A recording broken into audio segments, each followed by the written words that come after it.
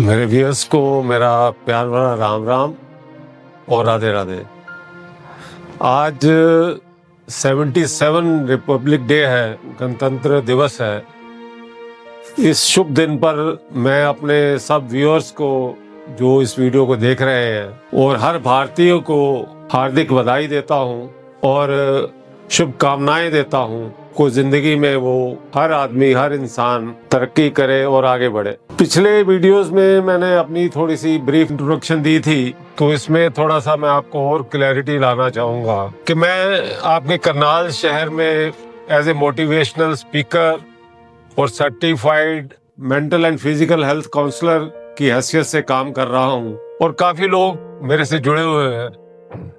मेरे पास तकरीबन 50 साल का कॉर्पोरेट और इंडस्ट्रियल एक्सपीरियंस भी है और हर इंडस्ट्री में जहां भी मैं था वहां पे भी मैं रिपब्लिक डे पे 3-4 हजार लोगों को संबोधित करता था और उनको इस दिन के बारे में जागृत करता था, क्योंकि हम सबको इतना तो पता है कि रिपब्लिक डे है, पर इसकी जो बैकग्राउंड हिस्ट्री है वो काफी कम लोगों को पता है और कई लोगों को, बच्चों को तो बहुत कंफ्यूजन है इसके बारे में, कुछ बड़ों को भी कंफ्यूजन है। तो मैं चाहूँगा कि देखो, ये हर टीचर हर स्टूडेंट्स के लिए ये वीडियो बहुत ही नॉलेज वाला होने जा रहा है, क्योंकि देखो नॉलेज 90% नंबर आना और हमें अगर 90% नंबर आ रहे हैं और हमें अपने देश के बारे में नहीं कुछ पता तो फिर वो कुछ कम मायने रखता। तो मैं आज आपको अपनी तरफ से मेरी कोशिश रहेगी कि आपको इस वीडियो के माध्यम से रिपब्लिक डे के बारे में, आज़ादी से रिपब्लिक डे तक का जो सफ़र है मैं उसको कवर करने की कोशिश करूंगा। गुलामी की जंजीरों से लेकर आज़ादी की उड़ानों तक और आज संविधान के दिन तक, ये सफ़र सिर्फ 26 जनवरी का नहीं है, ये हर भारतीय की जीत का सफ़र है। मेरे इस 4 लाइनों में ही सब कुछ छिपा हुआ है, अगर आप जो लोग इसको जानते हैं उनको पता लग जाएगा। चलो अब हम बात करते हैं। देखो, हमारे सामने 3 तारीखें हैं। एक है 15 अगस्त 1947, जिसको हम इंडिपेंडेंस डे कहते हैं, स्वतंत्रता दिवस कहते हैं। इसके बारे में 95-100% लोगों को पता है कि ये आज़ादी का दिन है और हम इसको किस लिए मनाते हैं। और आगे जो सबसे जो इम्पोर्टेंट है, दूसरी डेट है 26 नवंबर 1949, 26 नवंबर 1949, जिस दिन हमारे इस संविधान की ड्राफ्टिंग पूरी हुई थी। इस संविधान को लिखने की प्रक्रिया खत्म हो गई थी और इसको, जो संविधान को जो लागू किया था, वो हमने 26 जनवरी 1950 में किया था। अब आपके दिमाग में ये भी सवाल आया होगा कि जब वो उसकी ड्राफ्टिंग वो कंप्लीट हो गई थी, 26 नवंबर 1949 को जब कंप्लीट हो गई थी, तो ये 2 महीने का इसको पुश क्यों दिया गया, वो उस दिन क्यों नहीं लागू हुआ। तो इसके बारे में भी आपको मैं वीडियो के एंड में बताऊंगा। ये 2 महीने ये डेट क्यों आगे बढ़ाई गई थी, ये 26 नवंबर से 26 जनवरी क्यों किया गया, इसके बारे में बताऊंगा। अब आते हैं हम सबसे पहले इंडिपेंडेंस डे में। देखो, आज़ादी हमें 15 अगस्त 1947 को मिली थी। ब्रिटेन राज की पार्लियामेंट में ये उन्होंने पारित किया था, एक इंडियन इंडिपेंडेंस एक्ट था 1947, और इसको जो रॉयल असेंट मिला था वो मिला था उसको 18 जुलाई 1947 को। रॉयल असेंट का मतलब है उसकी स्वीकृति, जो उसका एग्रीमेंट, जो उसका जो लीगली वो मतलब वो उनका जो राज है वो उस दिन से खत्म हो गया। और जो हमें आज़ादी मिली थी वो 15 अगस्त को मिली थी। 18 जुलाई को रॉयल असेंट मिल गया था, लीगली उनका राज खत्म हो गया और 15 अगस्त 1947 को हम आज़ाद हो। अब आज़ाद हो गए। देखो, कोई भी देश आज़ाद हो जाता है तो मैं एक सबसे सवाल करना चाहूँगा, स्पेशली बच्चों से। देखो, कोई भी स्कूल, कोई भी इंस्टीट्यूशन, कोई भी कोचिंग सेंटर, कोई भी इंस्टीट्यूट बगैर कानून के नहीं चल सकता। देखो, छोटी सी क्लास में भी कोई ना कोई छोटा छोटा कानून होता है। तो ये तो हमारे देश की बात है। तो देश, ये संविधान लिखने का जो काम है वो फिर शुरू किया गया। दिसंबर 1946 में एक कैबिनेट बन गया था उस कैबिनेट की जो फर्स्ट मीटिंग हुई थी 9 दिसंबर 1946 को हुई, जिसमें डॉक्टर राजेंद्र प्रसाद जो प्रेसिडेंट ऑफ द असेंबली थे, और जैसे ये 15 अगस्त को हमें आज़ादी मिली तो 29 अगस्त 1947 को doctor B.R. Ambedkar, he was the architect of constitution, architect and chairman of the drafting committee of this constitution. तो he was a main person, key person who made this constitution. तो उनके साथ कुछ लोग और भी जुड़े हुए थे, जैसे डॉक्टर B.R. अम्बेडकर तो आर्किटेक्ट हो गए, चेयरमैन हो गए। उसके बाद पंडित नेहरू थे, उन्होंने एक मॉडर्न इंडिया का विजन दिया। सरदार वल्लभ भाई पटेल थे, जिनको हम लौह पुरुष भी कहते हैं, उन्होंने भारत को जोड़ा, भारत की यूनिटी को जोड़ा। तो ये बहुत बड़ी बात है।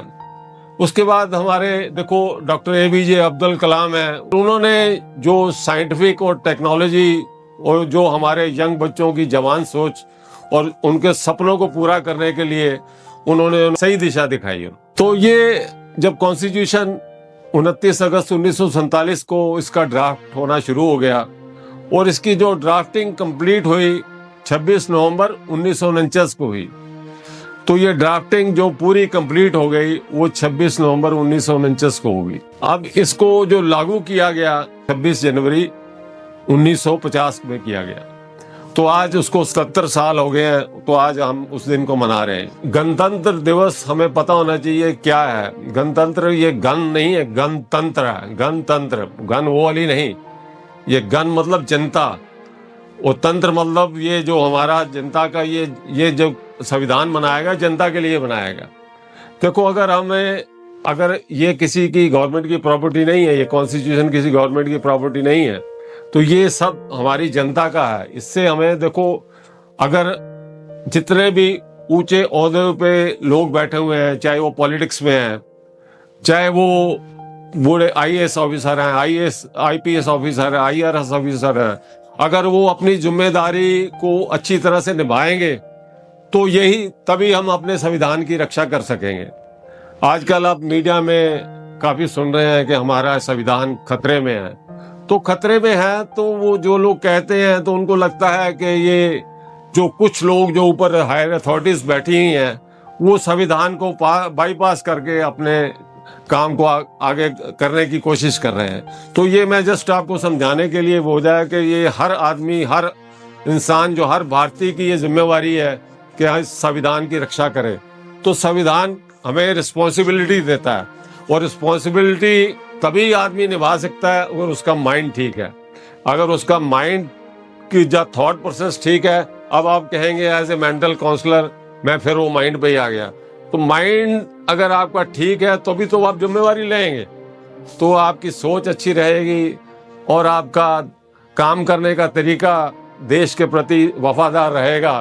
तो ये हमारा संविधान जो है ये बिल्कुल ठीक रहेगा और हम इसको आगे बढ़ा सकेंगे। देश की तरक्की हम लोगों से है, ना कि वो किसी गवर्नमेंट, किसी एक इंडिविजुअल आदमी से है।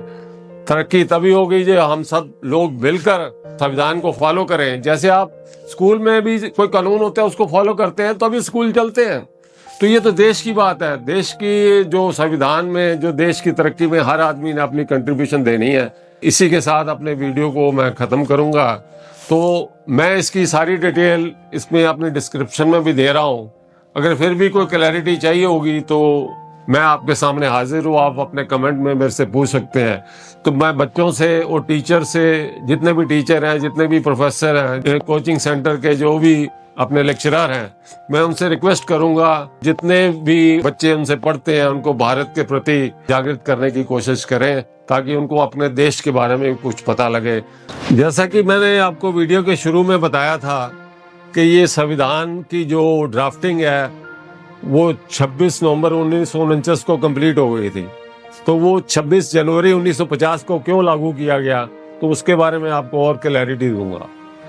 ये एक्चुअली इसलिए 2 महीने की डेट बढ़ाई गई थी। 26 जनवरी 1930 में जो हमारे फ्रीडम फाइटर थे उन्होंने आज़ादी का नारा लिया था कि आज से हम अपने देश को आज़ाद करेंगे। उन्होंने सबने संकल्प लिया था और अंग्रेजों के देश में उन्होंने अपना झंडा लहराया था कि हम इस आज़ादी को मतलब लेके छोड़ेंगे।